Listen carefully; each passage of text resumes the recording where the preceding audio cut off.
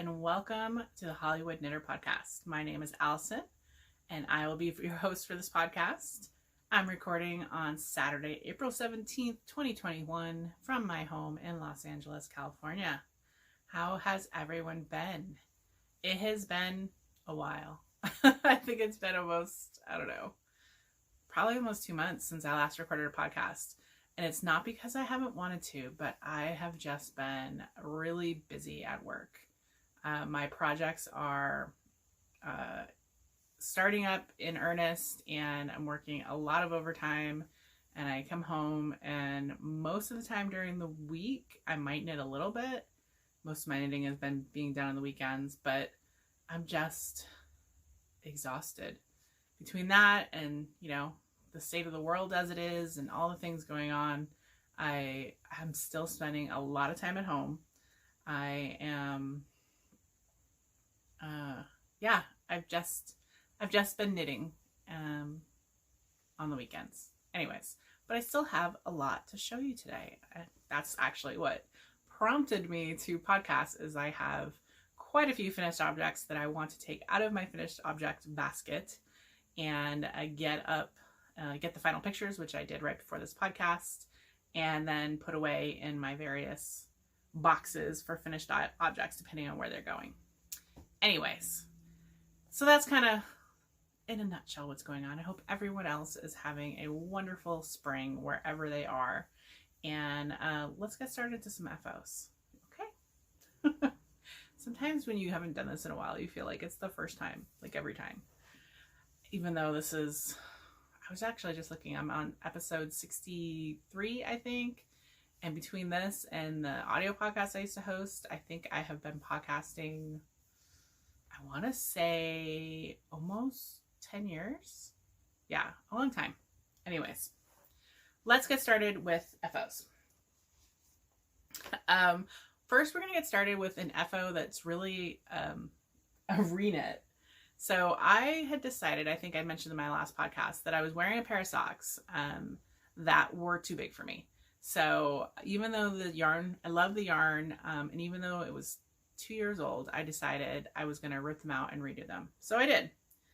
Knit them smaller, knit them the right size. And so I'm calling these my Valentine's Day Redux socks. And this yarn is Fiber Nymph Dye Works, and it's like a DK base. It was a Valentine's Day colorway, I think 2 years ago. And so I basically ripped it all back and balled it up and knit all the way to where I could. I did the same kind of slip stitch pattern. And then I wanted to make these ankle socks, which they were before. And I had some extra, and I needed to put a little here. And if you notice, which I didn't really notice until I got to the end and I was putting on my little bit here, is that these have faded quite a bit, as well as gone kind of gray. The black and the red have both kind of bled a little bit, and you can really tell with the pop of now my ankle, which this was the original color. Obviously, this is from years of wearing and washing. I am not precious with my socks per se. I do wash them. I do all of my hand knits, socks, and the occasional sweater that can be thrown in the washing machine in a delicate wash together every few weeks when I have a big stash, and then I usually let them air dry. Though sometimes if I'm in a hurry, I will do a half dry in the dryer, stick them in there on low heat for 15, 20, 30 minutes just to try to get most of the moisture out, and then I'll finish air drying them the rest. Anyways, these took me, most of February to do. Just another pair of ankle socks for me. So I was happy. Even though you could see how they faded, I'm much happier with the fit. I always love these ankle socks, and I still love the yarn and the colors. So I'm happy with those. Next, I'm going to show you a bunch of hats.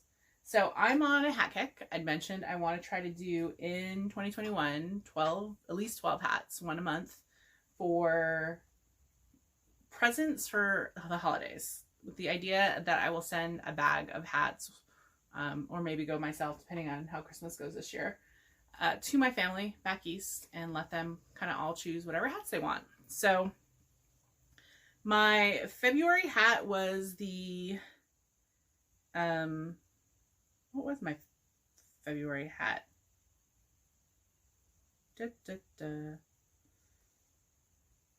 I'm not sure. Anyways, this is a scrappy marled hat that I finished. I think I just didn't change the name of it. And this is based on the Bee Loving free pattern by Melissa Simpson, and I knit this one in February. And this is 3 yarns held together, scraps. So basically I use some 716 knits, some Bad Amy alpaca merino sock, and some Loopy U in a solid gray. And I got all the way through, except at the top I had to switch. I can't remember which one I ran out, but you can kind of see right here, it becomes a little less green. I found one that had the same, mostly the same color, so it doesn't really bother me. And this is actually probably a little small for me, but I have, or maybe just fine, but I have a big head, so I think it will be able to find someone. And it is knit tight. It would be a great hat for really cold. There is not much room in here. It is a really tight hat, but I love these colors. Actually, if I needed another hat, I might keep it because these are my colors. These greens with these pops of orange and kind of pink in there.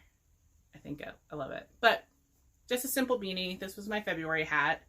My March hat was the White Frass by Babette Ulmer.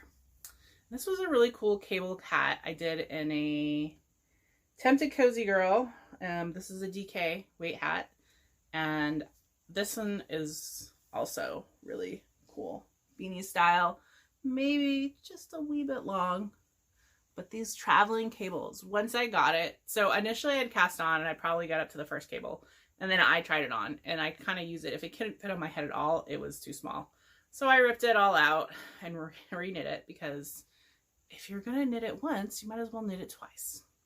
I seem to do that a lot lately, where I just, cast on. It comes from not doing a gauge swatch. You gotta be, if you're gonna live dangerously and not do a gauge swatch, then you have to be willing to rip out your knitting when you didn't choose the right size or needles or something else like that. Most of the time it doesn't bother me, but look at how awesome these cables travel into each other. So it has the cables here, and then they just travel all the way up, and then they kind of peter out at the top. So I used almost this whole skein of the Cozy Girl, which I don't even know where I got it. I think somebody gave it to me, but it had been sitting in my stash. So part of my my goal of trying to get older skeins out of my stash, single-use skeins. That's another reason these hats are awesome, of getting through single skeins as well as scraps. So again, the White Frost by Babette Ulmer. Oh, messing my hair up. It was great.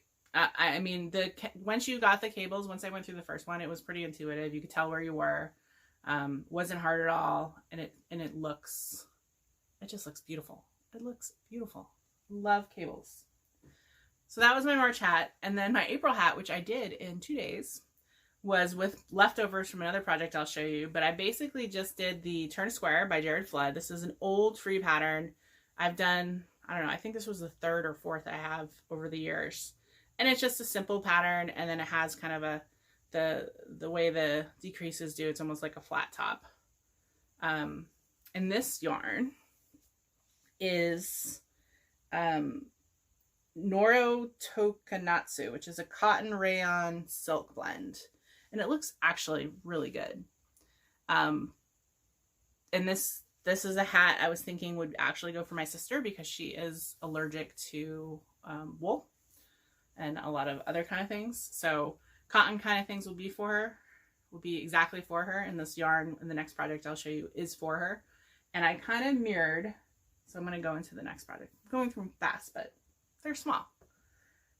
The next project is for my sister, and it is with the Noro Tokanatsu, which is what I originally got it for. I bought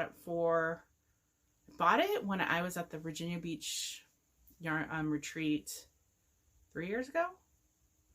But I had picked up a bunch of this yarn, and in pink, white, and blue. And I wanted to do her poncho. So this is the summer poncho. It's a free pattern by Karen Seltzer. And it's just a poncho. So, I mean, you cast on and then you're just doing increases. You can see the center increase. And then you throw in some eyelets every so often. And then I made up this kind of striping repeat. So my striping repeat, you know, is every section I increase the width of the stripes by 1. And so by the end, they're a little thicker, and then kind of did an eyelet and some garter stitch at the edge. The only thing I did do is, this was not hard to work on, but the yarn, because it's mostly cotton, was something that I had to, you know, just do a little bit and then alternate because it would make my hands hurt. But it originally had this eyelet at the top, and when I tried it on, it just did not lay flat. So the same night that I finished it, I basically did knitting surgery, where I went through and I removed this whole section, and then I came back and I just did a simple kind of bind off so that now it lies flat. And I could try it on for you guys, but it's a poncho. You know what I mean? You know what a poncho looks like. But it's actually really heavy because this is a worsted weight yarn, and it's the cotton silk rayon. And my sister's favorite color is pink, which is why this is heavily pink. But I like with the stripes with the white and the blue. And I think this is just the perfect kind of piece throw on when you're in the office, because we all know, anyone who works in an office, that they keep that air conditioning going, and it will be nice and warm outside and it will be freezing in the office. So that's what I was thinking. And then as soon as I finished it, that's when I had the leftovers, and I'm trying to use all my leftovers up because I don't want to keep scraps around. And that's where I knit this hat. And so I used the white as the main because that's what I had more of. I used pretty much all. I had 4 balls of pink, 2 of the white, and then 1 of the blue. So I pretty much, I think, used it all. I have a little bit of the pink left, but like none of the blue. Used all the white between these 2 projects. So I think she'll like them. I think she'll actually probably get more wear of the hat. But we'll see. Again, I love this hat. I should actually do it instead of so I think it'll be perfect.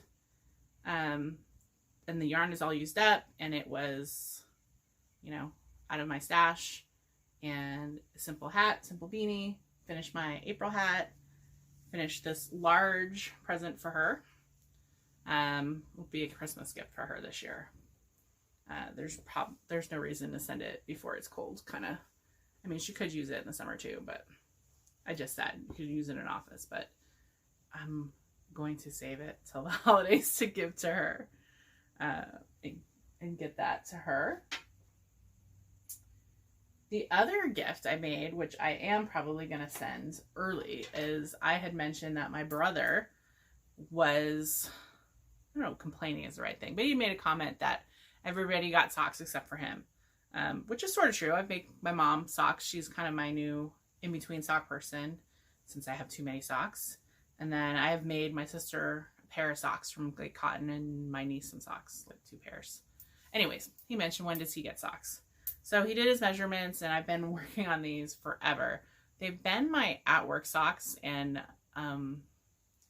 sometimes I get a little knitting time, but more often than not, when I'm on a lot of meetings online, I tend to either 1, paying attention to the meeting, writing notes, or 2, it's a meeting I'm not that into, or I'm just kind of monitoring, in which case I'm doing other stuff.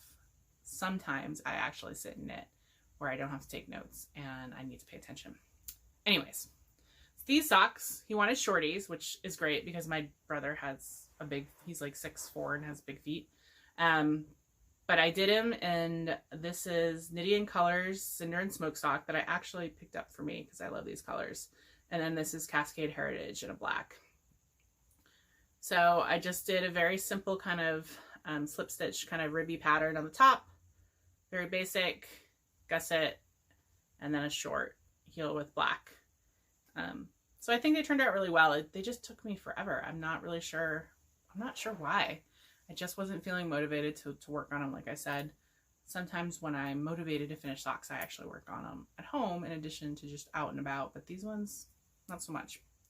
So they took 2-3 months, which obviously the knitting wouldn't have taken that long. Yeah, I started these at the end of January and finished them last week. So I do need to send them to my brother because I want to see if they fit. Because I had purchased 2 skeins of yarn with the intention that they would be more socks for him, but I need to make sure that these fit first. And this was based on the measurements that he sent me. Initially wrong measurements, and then I had my mother measure him while I was on the phone, and I got more accurate measurements. So hopefully these fit, crossing my fingers. What I like also about shorties is that overall this is 60 grams of yarn. So it was 20 for the contrasts and then 40 for the main. So that is totally doable, because it was a concern with the big feet that 100 grams wouldn't be enough. But honestly, I think 100 grams most of the time, depending on how thick the sock yarn may be, is plenty for most people. And then I did the contrasting because 1, I like the contrasting. I think it's kind of cool. And 2, I was worried, at least at the beginning. But now I have 40 grams of this left, so I could do shorties for me, which is great because I do love this color. So these are my Cinder and Smoke socks. The pattern, I made up the stitch pattern, and then I used the Sockmaticians Toe Up sock recipe for most of my toe up socks these days.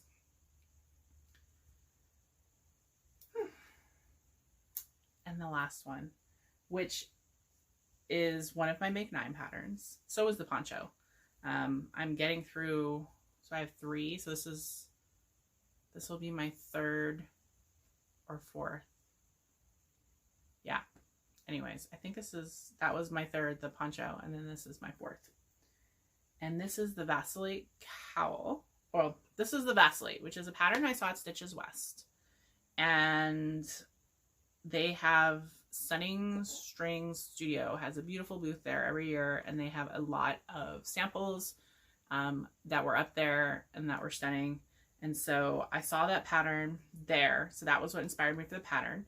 And then I had a set of minis from the Knockers Retreat that was specially done by Fishnets called NorCal Wildflowers. And I think that was 3 years ago. But when I saw it, I decided it's a wrap. It's a rectangular wrap. And instead of doing a wrap, I decided to do a cowl. And this is what it came out to be. And I love it. So this is the pattern that you fall in love with. They did theirs, I think, in solid minis. So you had, one main color and then solid colors. You could have a gradient, or you could have other things. As I said, I used what she dyed up as a gradient 7 skein mini retreat. This is also high jointed. So I basically just did less repeats. I went through the color progression, and this is the one I started with, and then this is how it goes through the color progression. Oh, look at those beautiful purples. And it just blends from one to the next. And the orange and the green, and then we're back into the greens, and then you can stop there. Then I decided for my bind off, I just did a 2-needle bind off, but I did it instead of right sides together, I did opposite sides together, so you actually see the line. It works beautifully with the chevron. My goal had been to get it to be kind of two loops if you wanted, and I think I got that. So blocked, it kind of goes down to the chest, or you can get it as a cowl tight to your neck, and it's just so pretty.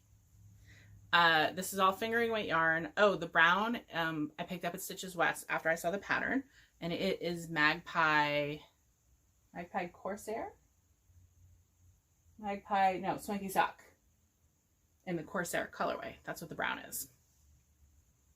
But it's so beautiful. It really is. And it's fingering weight, so it's light. So it's almost less like a winter cowl, maybe more springtime or color. And I don't know who's getting this. I am not keeping it. I'm thinking it might be for my mother. I think she would like it. And it is just so gorgeous. I mean, look at this pattern. And it's just slip stitch and it's two together. There's different ways you could do it without the lace. I did it with the lace, or you could have done this, you know, without the yarn overs. You could have done pickups, and it creates a chevron, and it just goes into each other, and it's just stunning. The only other change I did, besides doing less across, is I did make the color repeat a little bit longer. In the original pattern, this, the solid and then the contrasting are the same width. And if you notice, these are 10 rows, and then I did 16 rows of the color, and then this was done per pattern. And that was one, I wanted to make it long enough for my double cowl, and two, I wanted to do it there because I wanted to show off more of the beautiful, beautiful, beautiful, beautiful colors. Now, this took me, I don't know, a month or so. It was really fast. Once you had the pattern memorized, I could pick it up and do quite a bit. I actually, because I was working on my cowl in between, I actually had to start this because that poncho was just too much. I needed another project. So I cast on this as the next one in my Make 9 to kind of, not palette cleanse, but you know, you need different projects. And so I would do a little bit of that and then a little bit of this.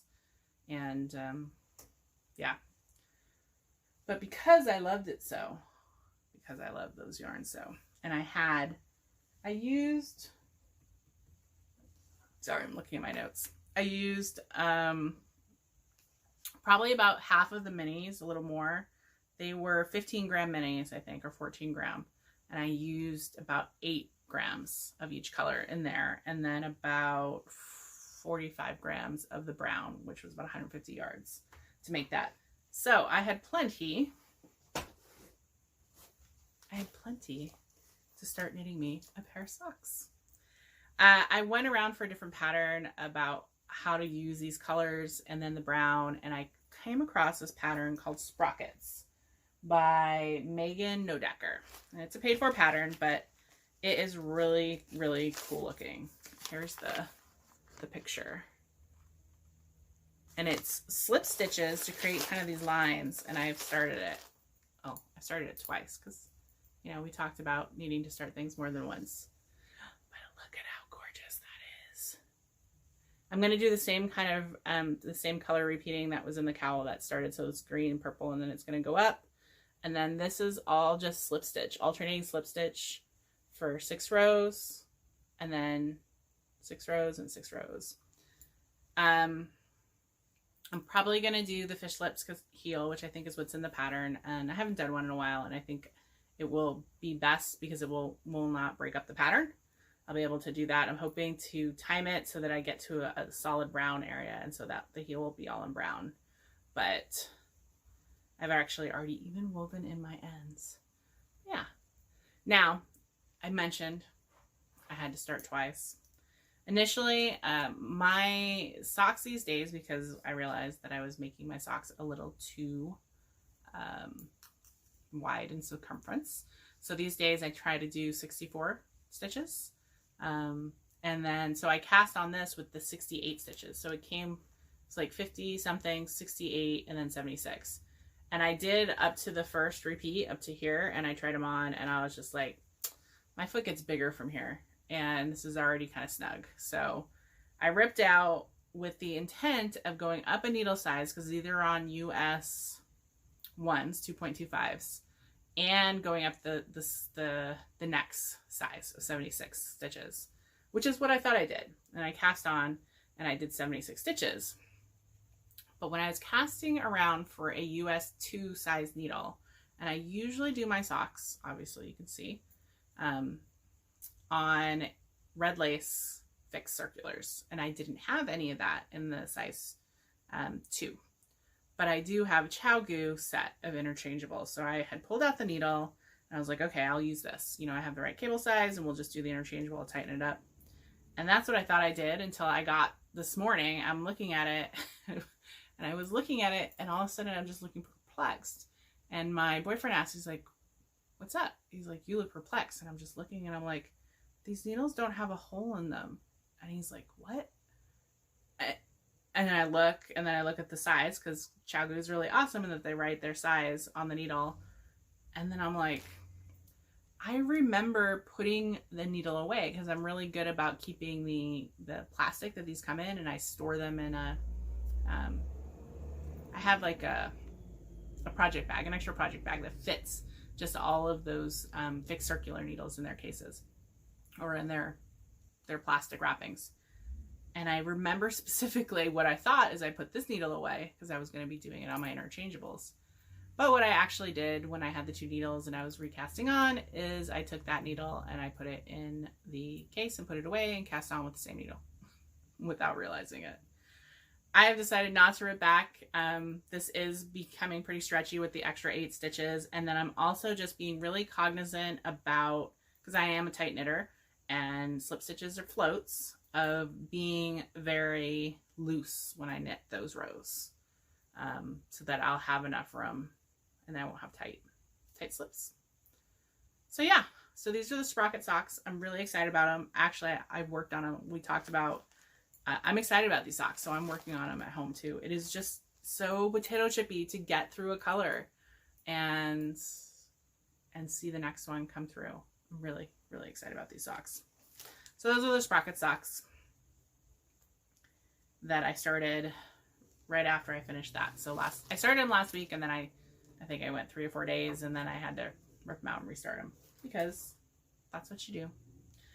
The big project I'm working on is the Next Make 9, which is the Shelly top.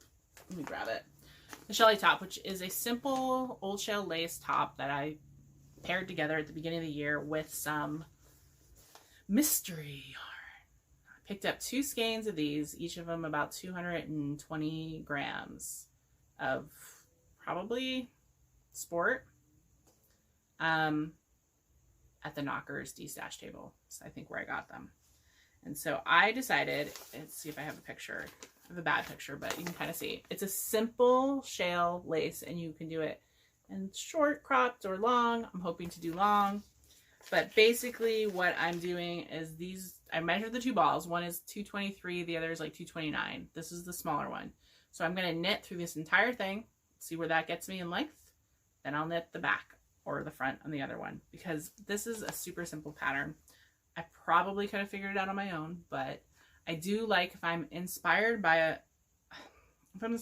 someone who's designed something, even if it's simple, and they put the work together to put a pattern together, and that is what inspired me to do it, then I'd pay for the pattern. So even though it was really simple, I did go ahead and buy the pattern. And what I really liked is, though, she did do the math in terms of the ease and figuring out like how wide you need to make it. So this is fuzzy, so it's actually, I think it's going to be pretty nice actually. But because it's fuzzy, when I block it, you know, it won't be too open and holy. I mean, I probably am going to have to wear a tank top under it. And I had to cast this on twice, because initially the needles I went with the cast on, or the needles recommended, which I think were 8s or 6s.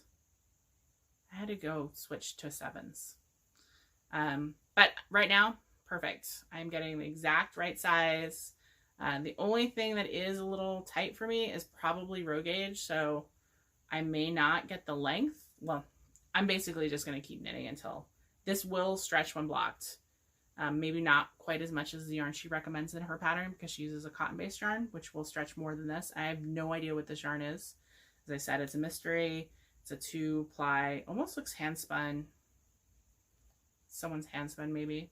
I'm not sure. I'm just not sure. It's mystery. But it is fuzzy. You can kind of see. Yeah. You can see the fuzziness of it, and it's soft. It's soft. And it's shiny, and it's kind of green, and I think will make a great summer top. So when I get done with making basically 2 rectangles, I just seam them on the sides, seam them right here, and I have a top. So yeah. So I've got the repeat mat. It's a 4-row repeat. I've got that memorized now, and just need to get at it. I'm hoping to have this done when I started it last week or restarted it this week. Probably by May, end of May, have that done. And then the last project I'm working on, which is kind of my ongoing in between here and there, is I'm doing knitted knockers.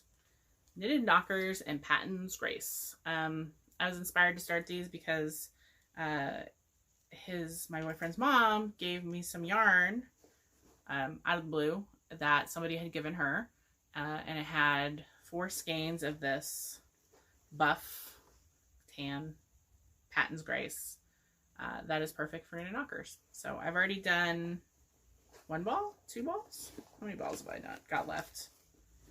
I think I've done 1.5 balls. So I'm through, and I've gotten 3 knockers. I'm halfway through my 4th. And I just sort of am picking these up whenever I don't want to work whatever else I'm working on. They're just next to the TV, and do a few here and there. I can't do like nonstop because it is small. I'm knitting these on US 3s, and it does get a little tight. It is cotton. As I said, cotton just, there's no stretch, so it hurts my hands.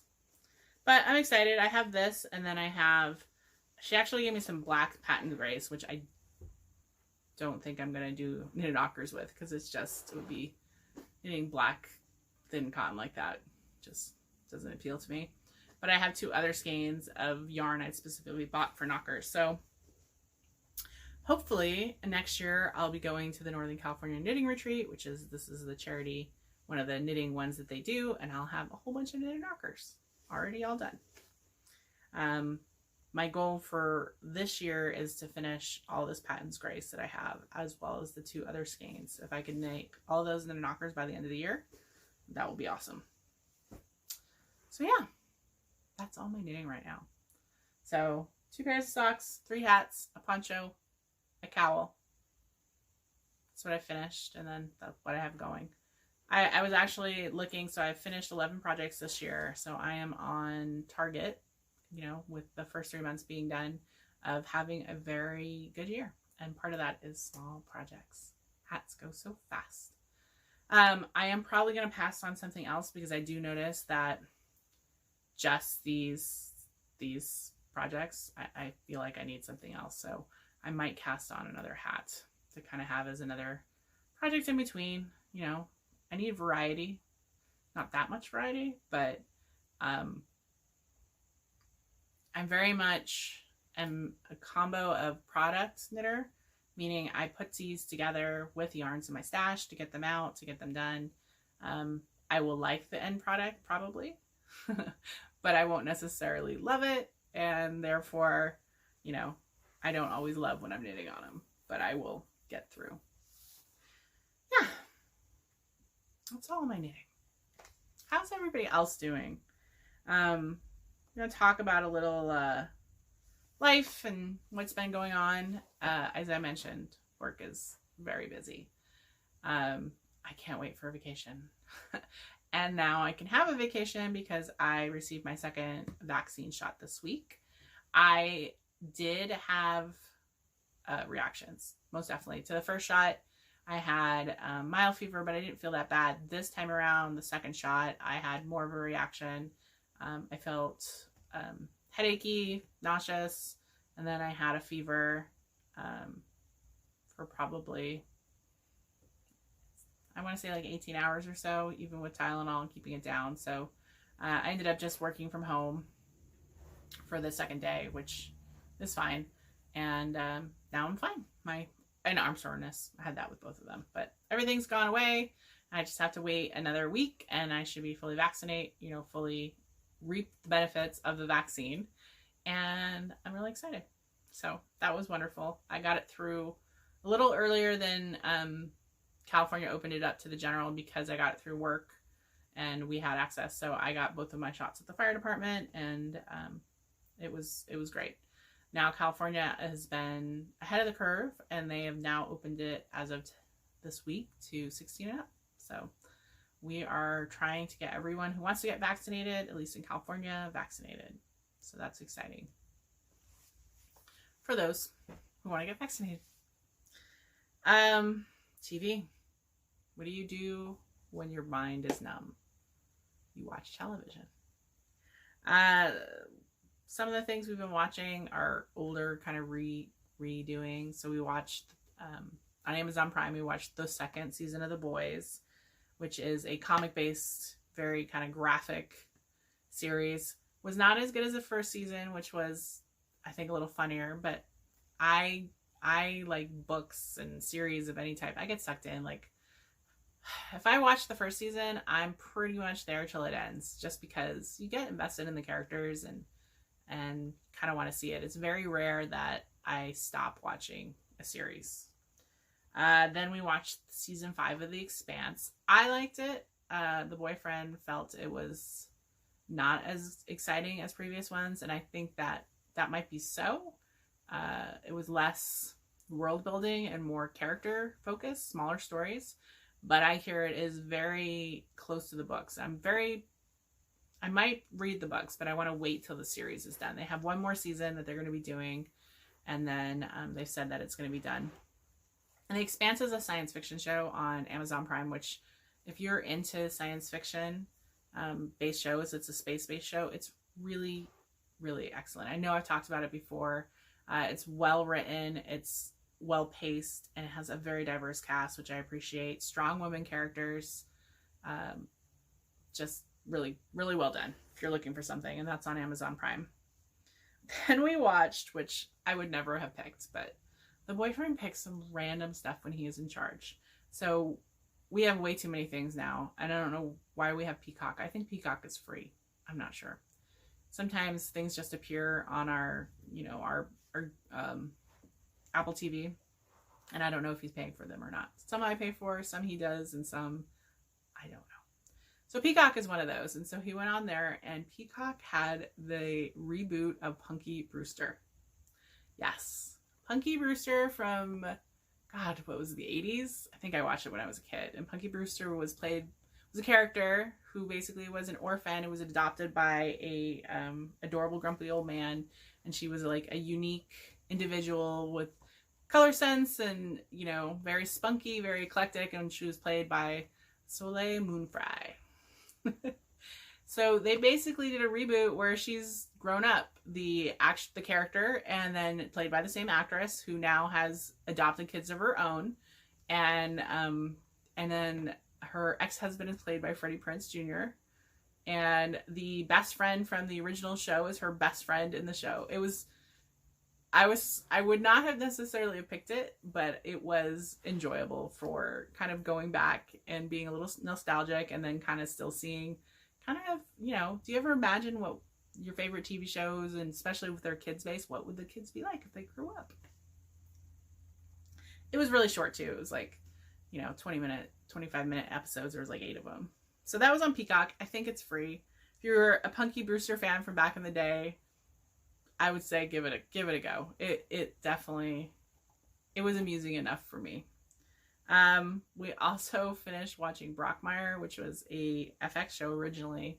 Again, the first season of that was great. It was very off color, and it's Hank Azaria playing kind of a sports newscaster. We hadn't seen the last 2 seasons. This was something I watched with my boyfriend, and so we kind of watched them. They were funny, but not as funny. It's kind of, you're getting through it. And the last one where they went into the future, you went into like 2030 or something. It was odd. It was a little odd. You can see that the writers had fun with it though, but it was odd.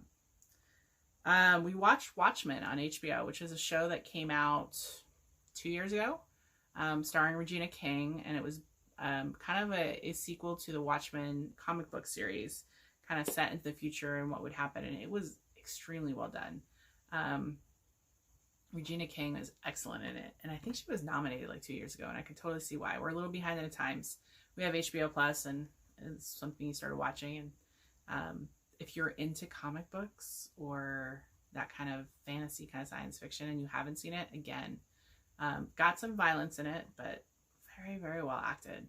And it was interesting because it was inspired by the original Watchmen, but it was an original story. And so you couldn't tell everything that was going to happen, which I like. PBS. was one of the ones he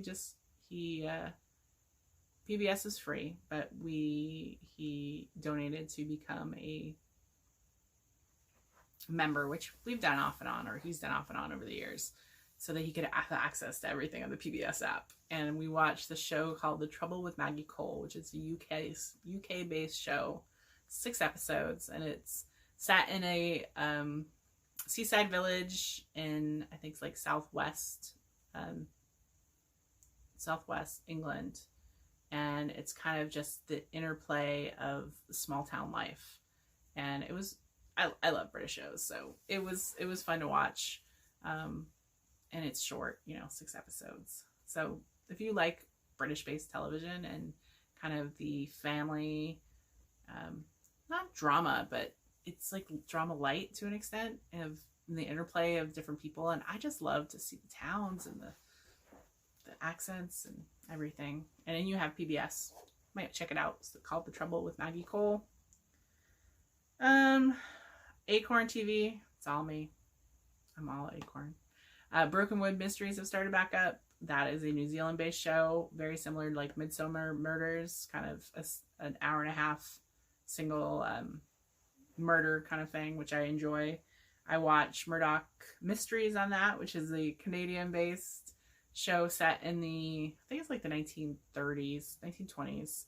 And again, a police procedural, very well done. It's on like season 12, I think. It's very cool. And Law and Order UK I started watching, which I never watched before. But I've watched Law and Order off and on. I haven't watched any of the ones recently. Early on, like when Jerry Orbach was on it, I was all over it. But I kind of put it on as background, kind of filler, kind of when I don't need to think. I throw on some Law and Order and just kind of watch through it. And then the last thing I watched is I finally finished watching the final season of The Chilling Adventures of Sabrina on Netflix.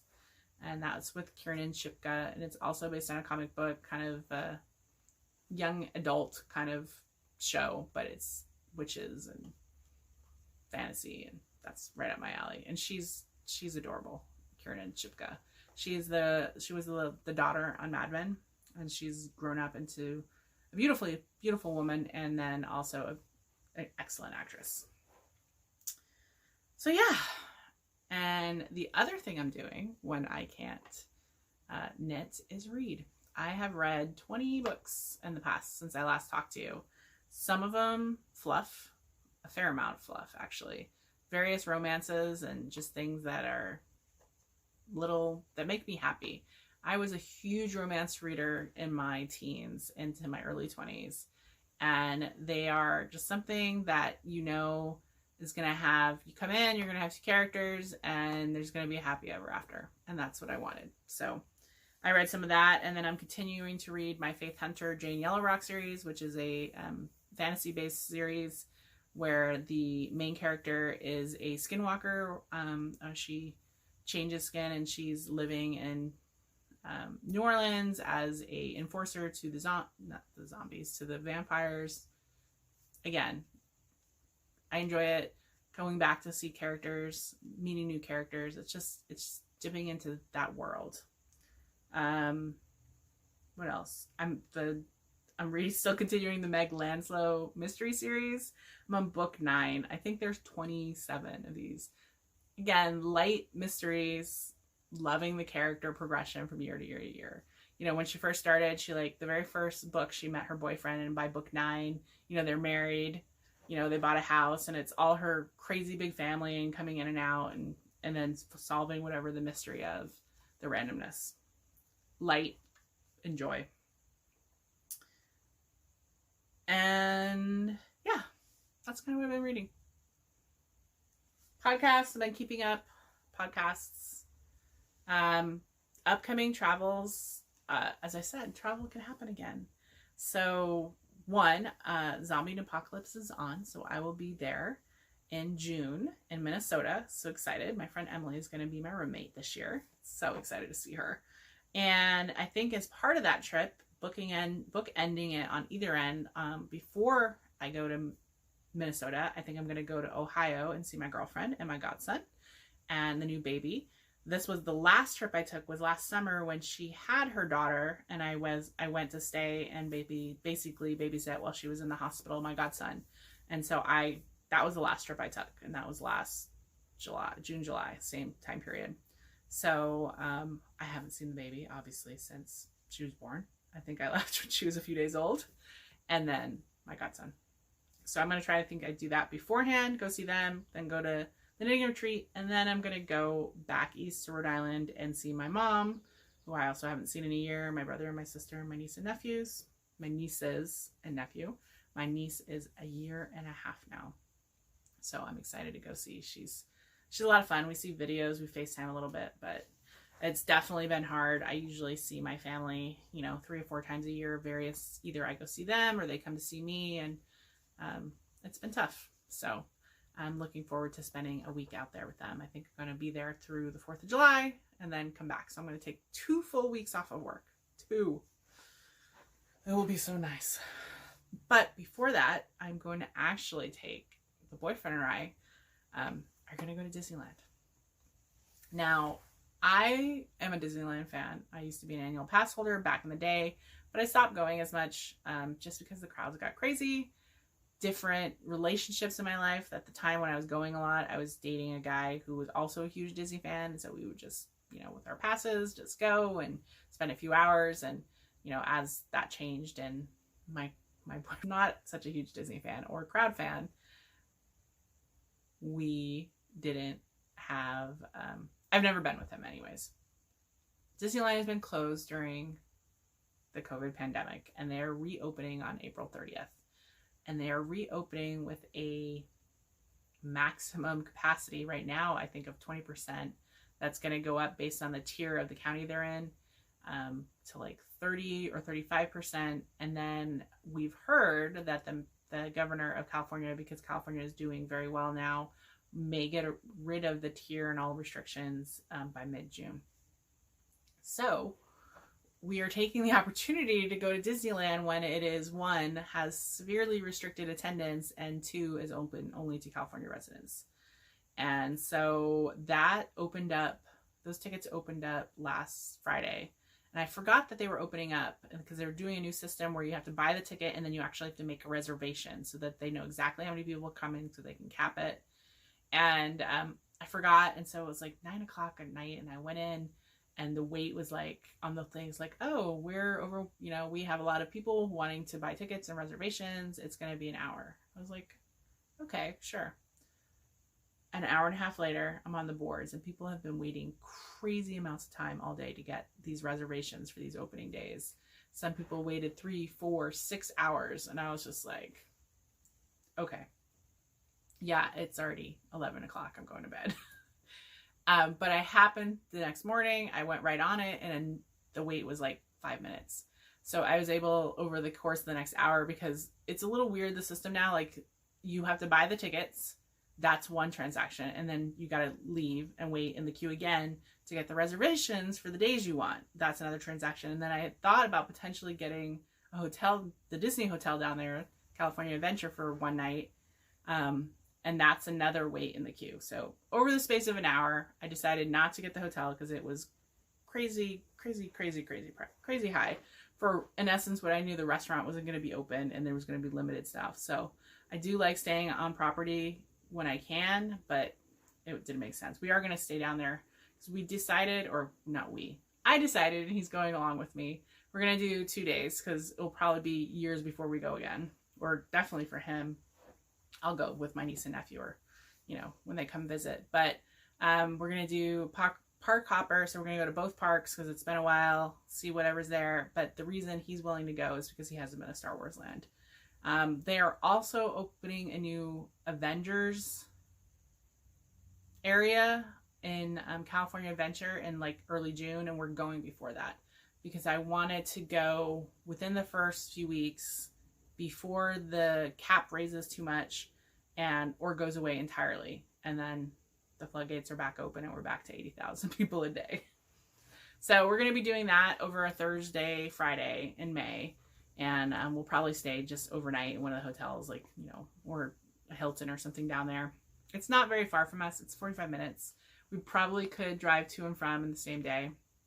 I was going to go in the first week, but I wanted to give them a little time to get some kinks out. I mean, Disney has been closed for a long time. They're going to have to retrain a lot of people.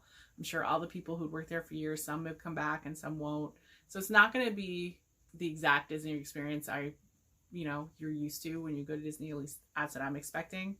But I did want to wait until, because originally the first 2 weeks are only open like 9 to 7.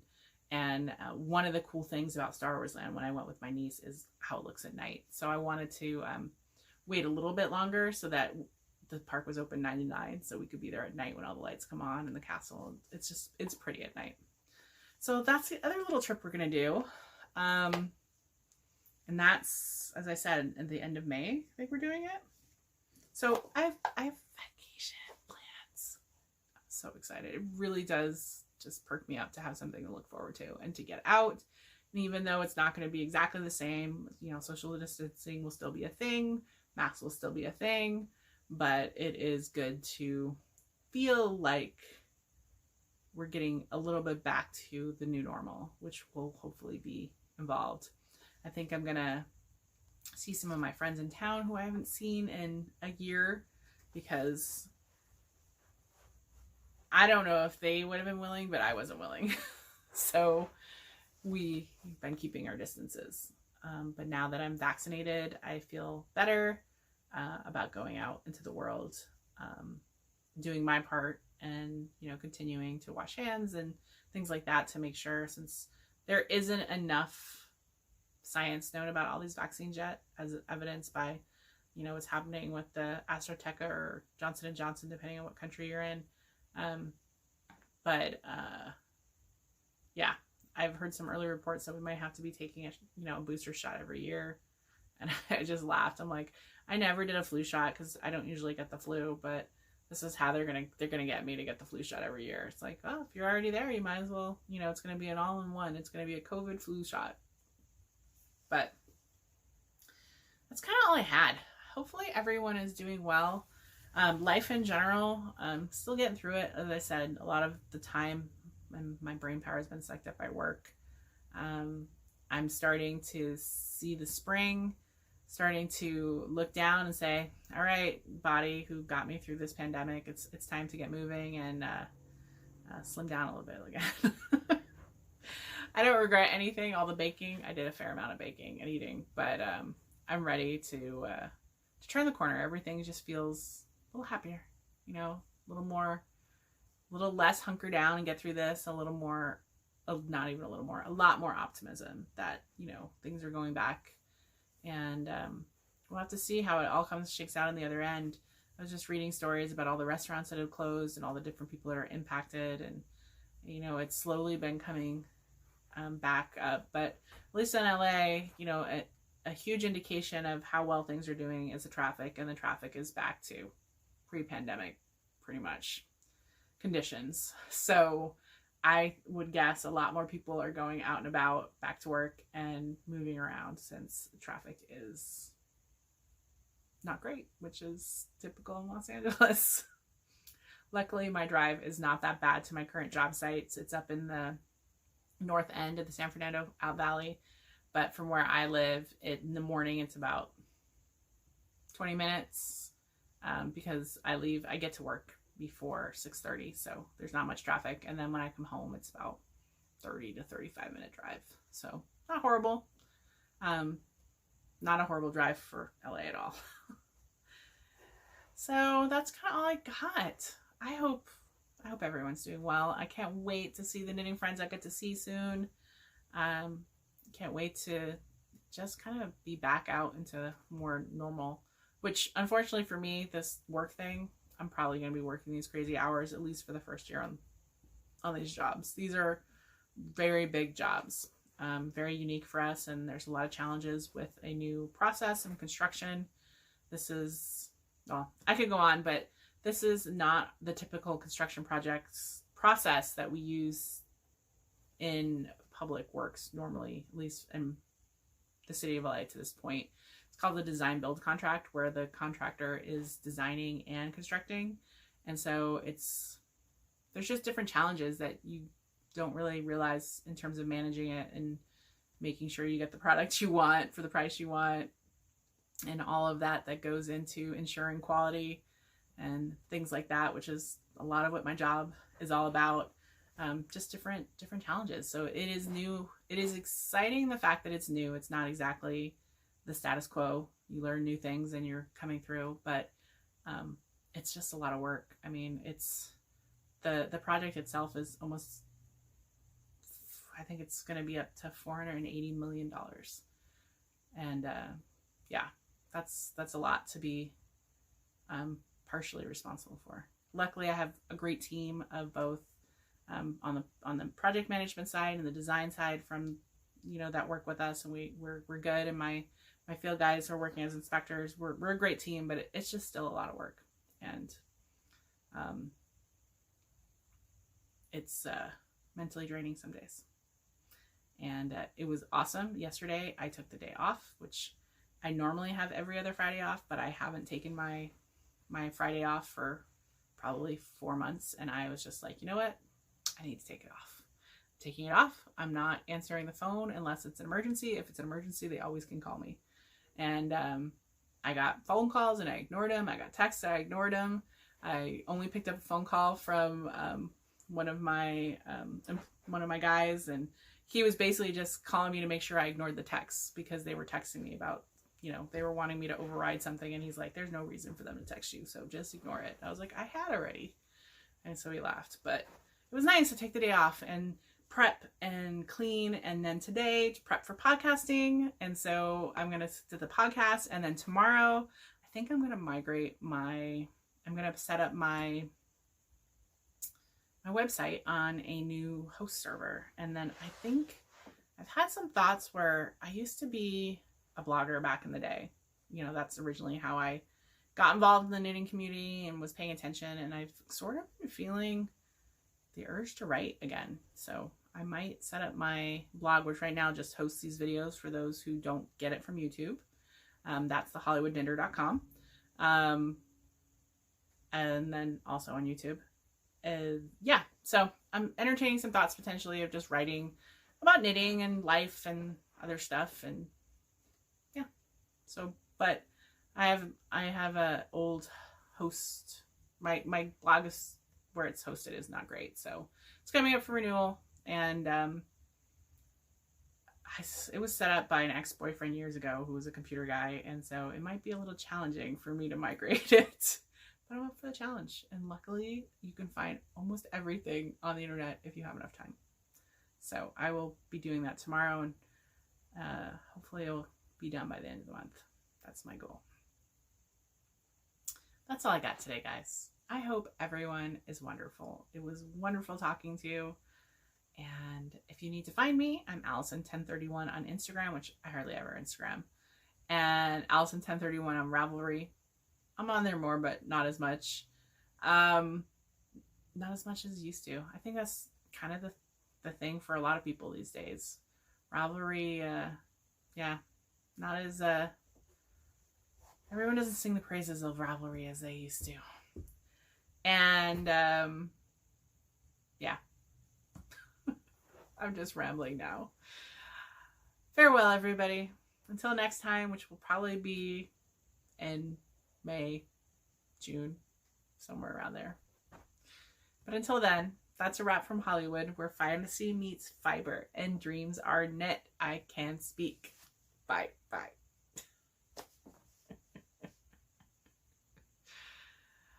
Whew. This is me. This is me.